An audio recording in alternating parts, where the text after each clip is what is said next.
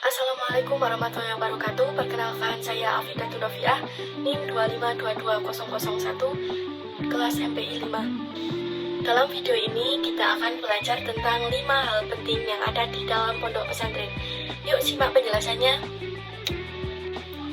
Apa itu pondok pesantren? Pondok pesantren itu adalah tempat belajar bagi santri yang fokus mengajarkan ilmu agama Islam dan juga membentuk karakter santri agar jadi orang yang baik. Jadi di dalam pondok pesantren bukan cuma diajarkan belajar agama, tapi juga jadi pribadi yang lebih baik. Jenis-jenis pondok pesantren, ada 2 jenis pondok pesantren yang mungkin sering kita dengar, yaitu pesantren salaf dan pesantren modern. Keduanya juga mempunyai tujuan yang sama, yaitu mendidik santri agar taat agama dan punya akhlak yang baik, tapi cara belajarnya yang berbeda. Di pesantren salaf, belajar agama itu lebih fokus ke kitab klasik seperti kitab kuning, dan cara belajarnya masih tradisional. Santri biasanya belajar dengan metode sorogan atau bandongan. Sementara untuk pesantren modern, di pesantren modern selain belajar agama, ada juga pelajaran umum seperti matematika, bahasa Inggris, dan pelajaran lainnya. Fasilitasnya juga lebih lengkap, jadi santri bisa belajar di lingkungan yang lebih modern.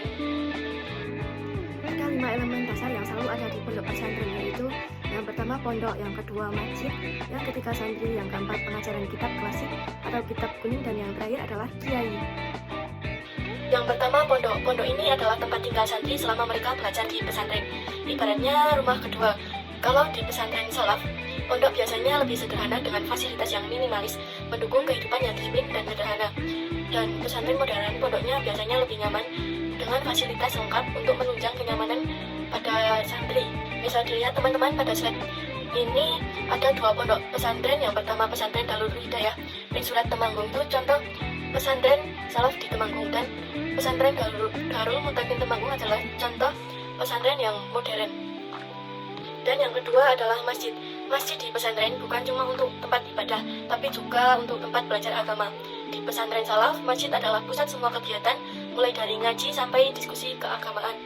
Dan untuk di pesantren modern, masjid juga dipakai untuk berbagai kegiatan tambahan, misalnya kajian umum atau pertemuan. Yang ketiga adalah santri. Santri adalah pelajar yang tinggal dan belajar di pesantren. Santri ada 2, yang pertama santri mukim dan santri non-mukim.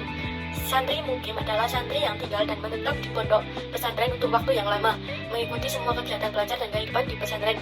Dan santri non-mukim adalah santri yang hanya belajar di pesantren namun tidak tinggal di sana.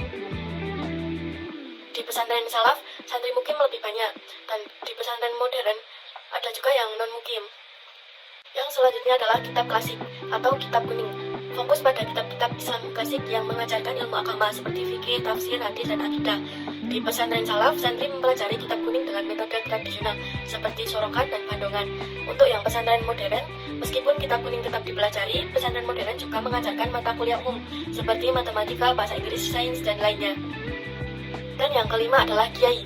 Kiai adalah pemimpin dan pengajar utama di pesantren yang memiliki otoritas dalam membimbing santri.